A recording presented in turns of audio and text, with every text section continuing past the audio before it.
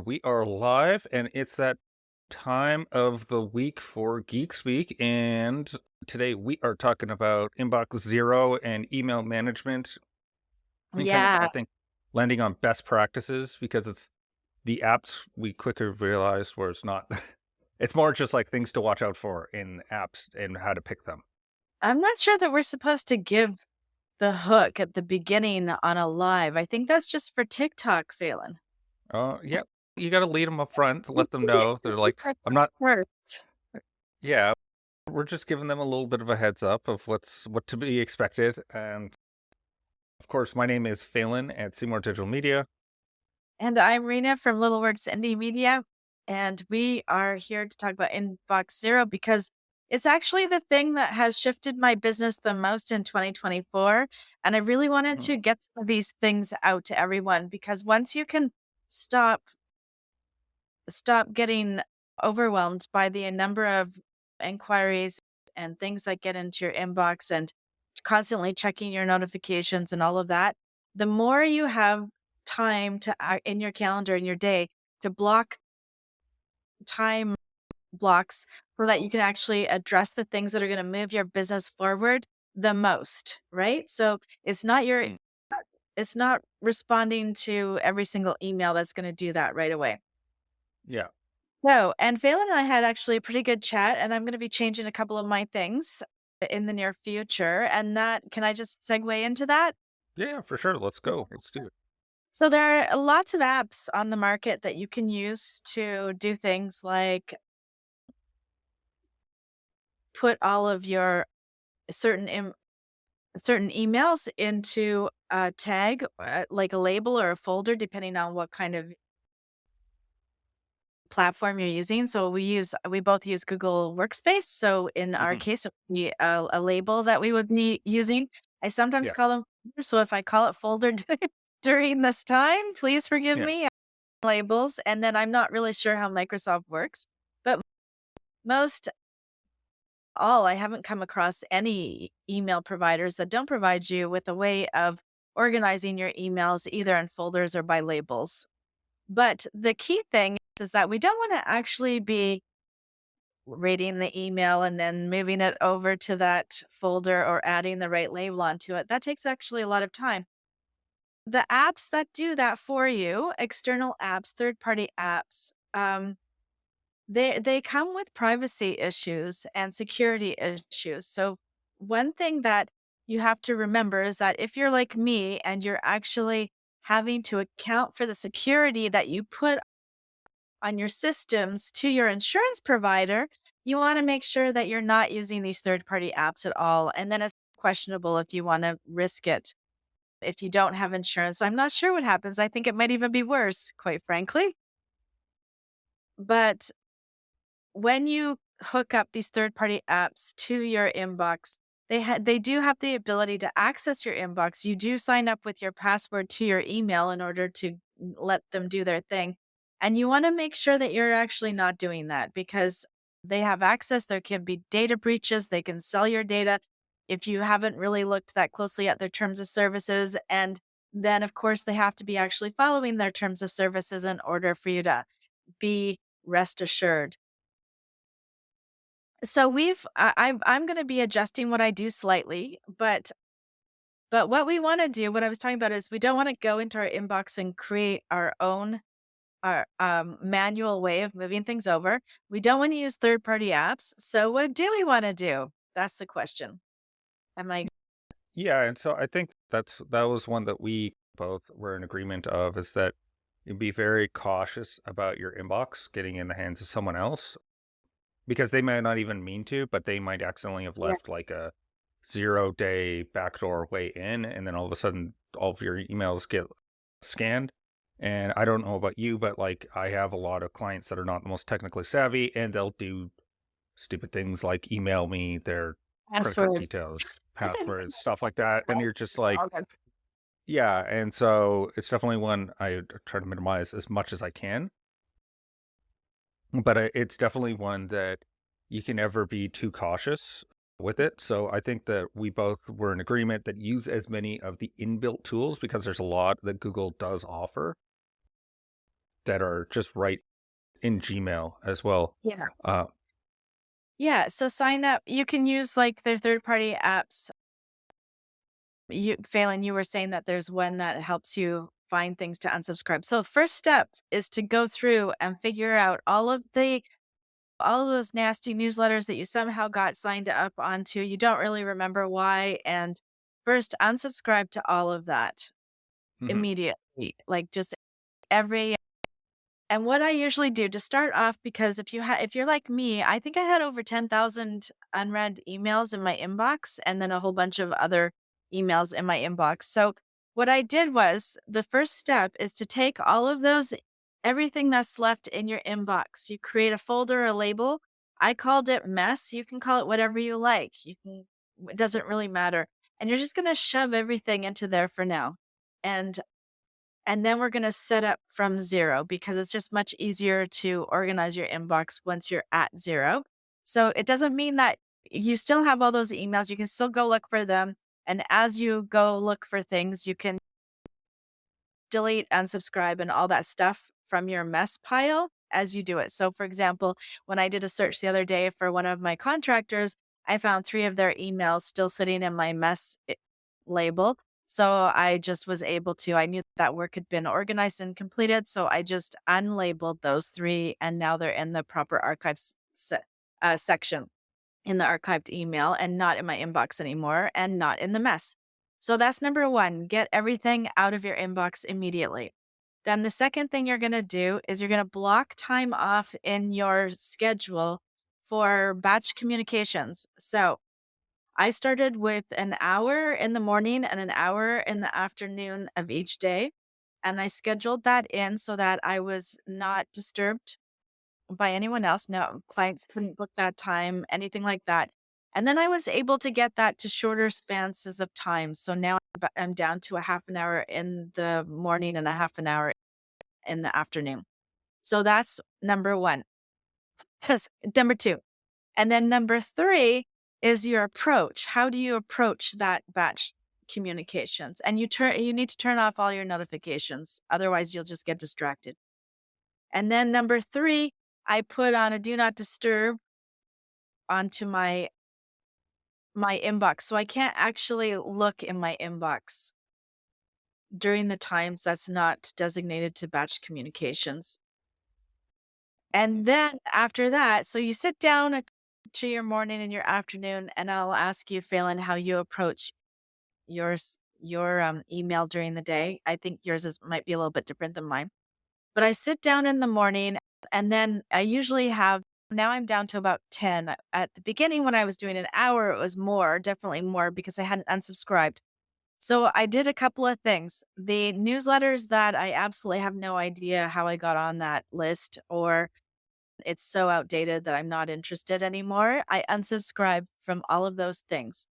Then any of the emails that I want to keep tabs on, but I don't necessarily want to read them all the time, I go up and I try and reduce the frequency that I receive them. So if they email daily, I try and get on a weekly or a monthly email instead.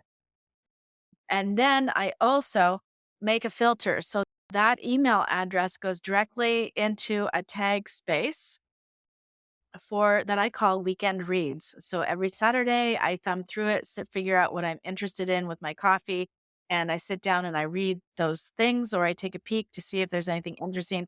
And then I delete everything in that after once I'm finished.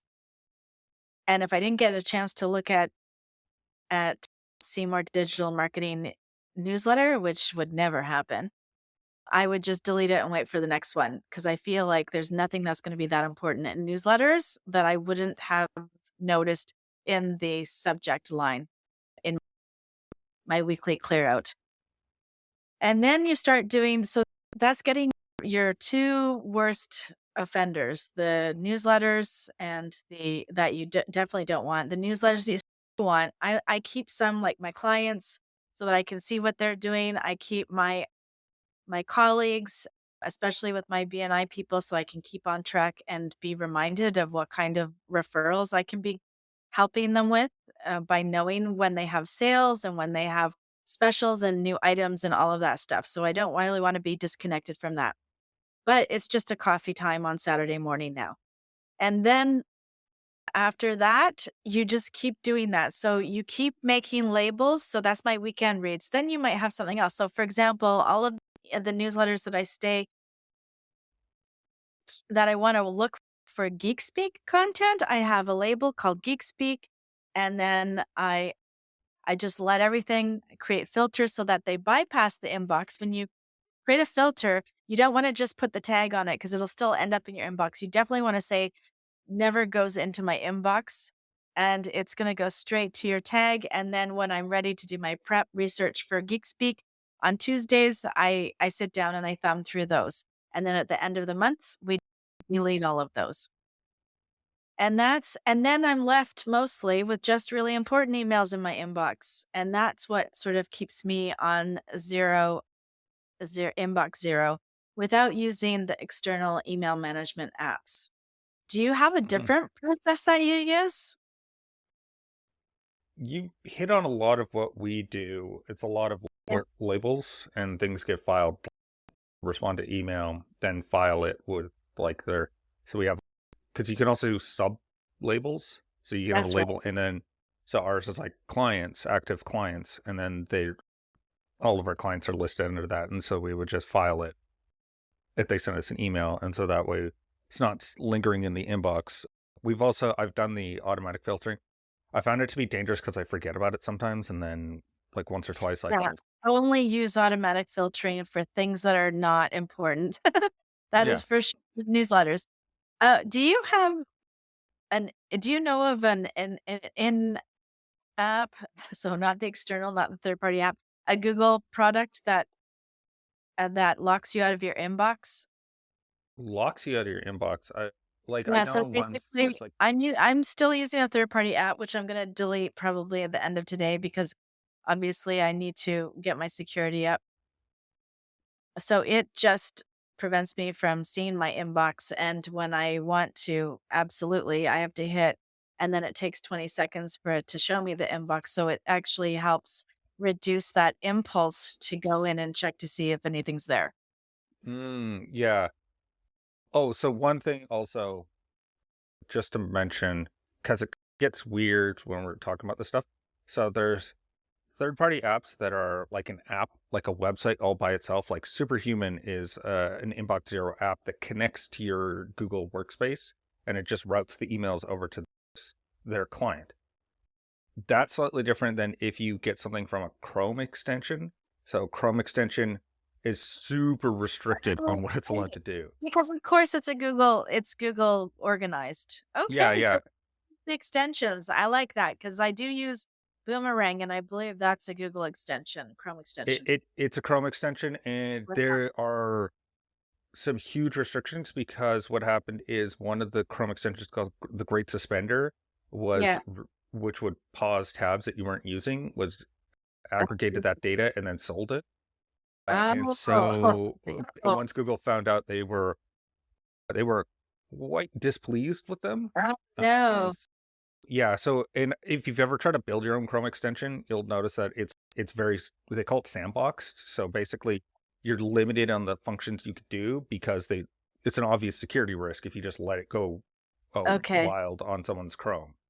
So I've So been using Inbox when ready. I need to figure out if that is a third party or and Inbox when ready, what I like about it is that it actually clocks how much time I go into my inbox. So it says that I've seen my for today, it says you've seen your inbox twice and it was visible for 14 minutes. So now you can see how much time I'm not spending in my inbox. It's already 11:14. Do you yeah, know what I mean? So I yeah, feel proud of that. Now, once you get to 0 and you use these steps, it's actually really easy not to spend 2 hours doing email a day. yeah, exactly. I think that yeah, having it more structured, I think is definitely a good idea. I'm definitely guilty of not being super structured with it, Yeah. and it's by my own admission that I'm aware of that part of it. And then Uh, the other thing about that inbox locker that I'm using is that if somebody puts urgent in this in the subject line, it actually blows through. So I it's not if, and I also have a system where and this I'm organizing this for business owners. because it's a bit Hmm. different if you're a freelancer and your job is the technical side of stuff. Because if there's a tech problem, you certainly don't want to be visiting your inbox only twice a day in case anything's gone down. As we both know, when a website goes down, you Yeah. need to be on. But in my case, I let all of my clients know that if their website goes down or their email goes down, there to text me or contact Deanne. And if we don't get in touch within a few minutes, then they text us. And so that's what gets us involved with on it so that we can stay on it Yeah. and stay focused. Yeah. Which makes sense of a way to structure it where there's going to be situations where it's, no, I do need to get a hold of you right away. In most cases, most clients don't need to. But in the off chance that there is something like websites down, anything like that, not receiving emails, anything that's like major like that, obviously you want them to be able to get through Yeah. to you. And so Yeah. having those kind of filters, exceptions to your filters is also going to be Yeah. good for you as well. Yeah. I feel that there's, oh, one other thing that it's interesting, just as a quick aside, that I didn't know until Hey got released 2 years ago.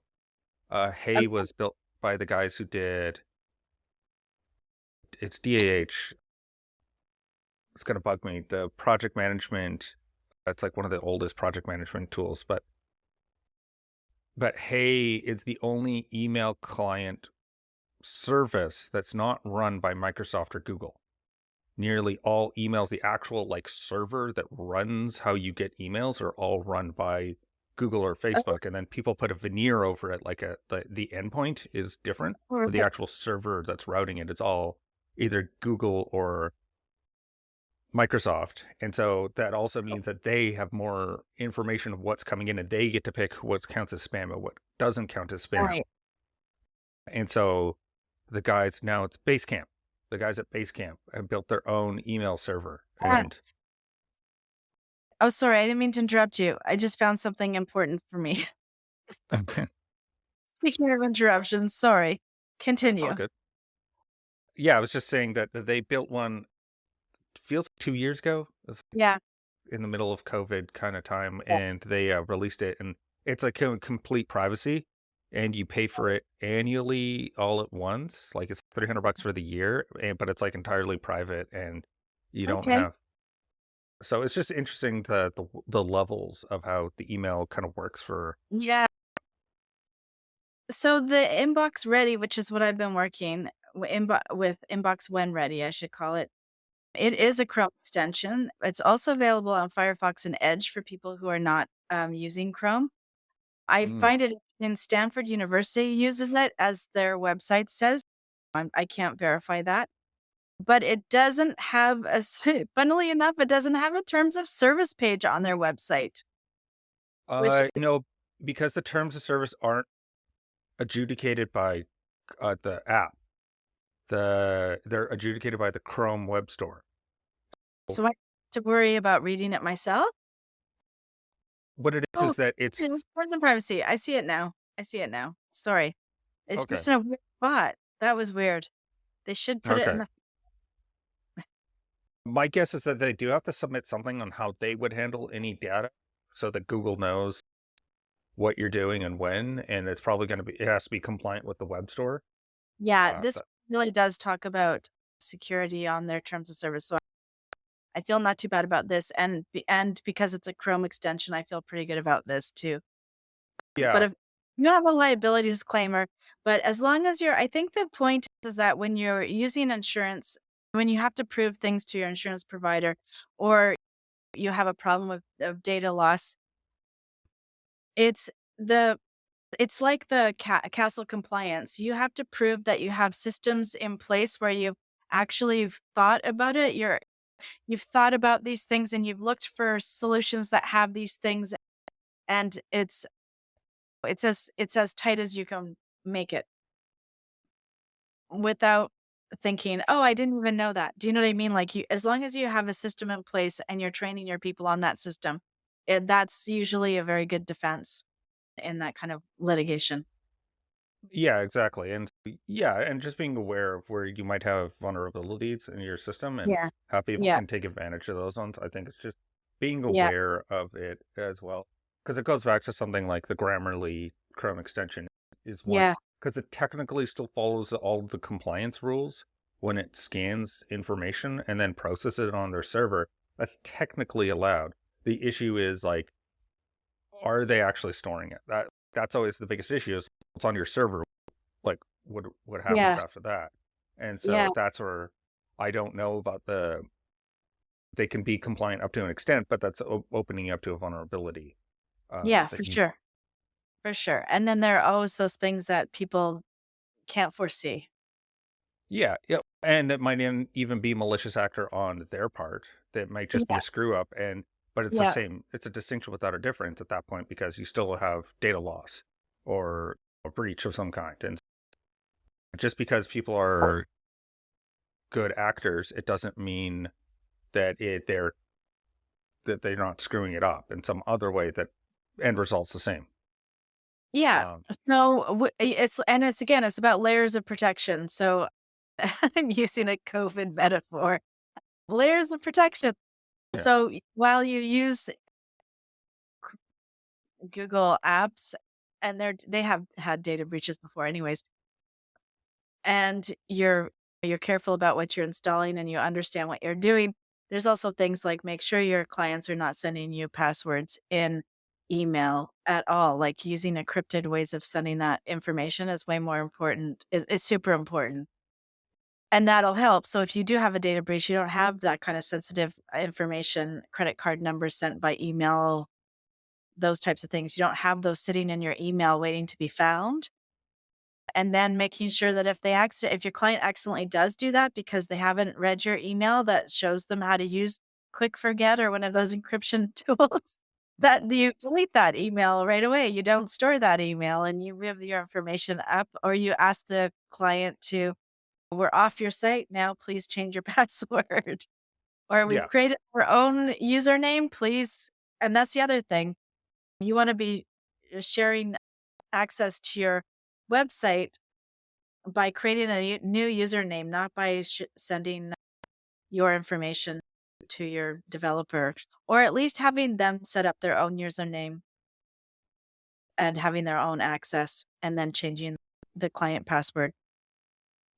yeah, and that's yeah, good hygiene that way. Also, it's easier to if something does go wrong, having like their own specific login, then you can see. Yeah, you can Oh, I track was.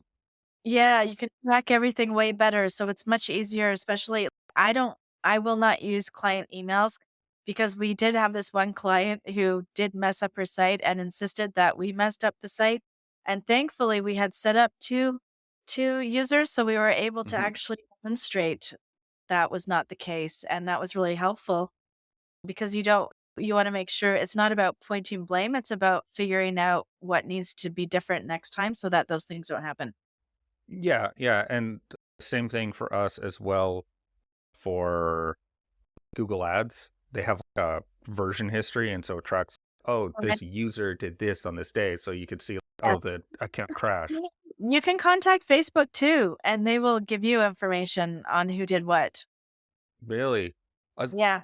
I used to know how to do it for Shopify. There's a special page that you can go Yeah. to on your Shopify store, and it will say user like on this date did this. Like it's Or like a like log. activity monitor. It's an activity monitor. It wasn't obvious, and I only found it because like I basically hacked the system. It's not supposed to be revealed, but there's some way to do it. It's just coming back to me as we're talking about all this tracking activity and all that stuff. Um, yeah, I'd say I think yeah, just a synopsis of what we were talking about today is like good hygiene on your security is going to be important, especially at like you don't want to make yourself a soft target for getting Yeah. exposed. No matter what it is, just generally to taking that hygiene, especially if you're a business owner, because you probably have sensitive information for other people, and that's why people are going to be trying to hack into your stuff. Oh, a and the last thing about email security, which I it's not really the last thing, but it's another thing that's move away from server email. If you're still on cPanel server email, you don't have a dedicated server for your email, then you need to move away from that because that is the easiest way to ruin websites. And the security is the worst on server email. That's good to know. Yeah, yeah. Yeah, Yeah. it's generally go for some big company that's boring, that's doing this stuff like Yeah. Microsoft and Google are they're fairly boring, but like that's boring is safe. And for the most part, most business owners, the safety is would be better than buying whatever fancy tool, whatever your reasoning is for not getting that. I think it's just way more valuable for you to just stick for something that's known And and everyone uses. yeah, and if you have to be HIPAA compliant, then you want to talk to either Phelan and I privately because we have different answers for people who are in that situation. Yeah, yeah, there's definitely distinctions there. And even Pipita, that's the Canadian version of HIPAA, and that's got its own compliance. And yeah, you definitely want to be talking to people before you go and make any decisions on how to be compliant with all those. Yeah. And I think that's oh, we still have 4 minutes. So do we have any Yeah. questions? Are there any questions? Uh, Well, see a few people. yeah, yeah. Anyways, did you have any last minute things that you wanted to add to your how you organize your day, or are you just in the inbox whenever, or do you Uh, I'm schedule how do you handle it? I'm closer to the technician side Okay. than it is. Yeah. Great. So I'm like, I wish that I could be blocked off like that, but that's just not going Yeah. to be realistic to like, for my sake. I've got just stuff that comes in that I need to get into our system. And it's as much as I wish that I could, oh, I'm just going to answer emails, whatever Yeah. day, whenever night. It's just that's Yeah. not going to be for the Yeah. workflow with the clients. Like that's just Yeah. Yeah. realistic. Before I got my project manager, I was very much like you, and it was driving me mental. So it's really good now. I can focus on what I should be focusing on instead. Yeah. Generally, one other thing, sorry, while I have this, and it's going to sound weird, but right clicking on emails is definitely in Gmail is worth it because Google Yeah. is constantly adding things to the right click panel. Oh, I did not know that. Now I'm gonna hit that show inbox S- button on my when ready, and I'm you, going you, to you froze up real quick on that one. okay, so I'm going to right click, control Rena, oh, you're no, frozen. that's not right. Command is command on the Mac, on the Apple. I forget what Look, right click is because I never use it. I have a Mac mouse, so I cannot tell you. Did I lose you? At are you back? Ah, Can you hear me? Hello? Okay, I don't know if we're going to get Rena back for the last minute, but I will say this has been a fun conversation. Watch out with using Gmail because it is a bit of a RAM hog and it will slow your computer down. So just keep that. And but that is to say, my name is Phelan, and that is Rena. She is frozen right now, so she can't hear us. But we are with Geek Speak with Cyberpunk Geeks Marketing Mixer, and we will see you next week when we are talking about. I totally have this. Totally not doing this last second. Oh, okay. I'll have to check the channel. But anyway,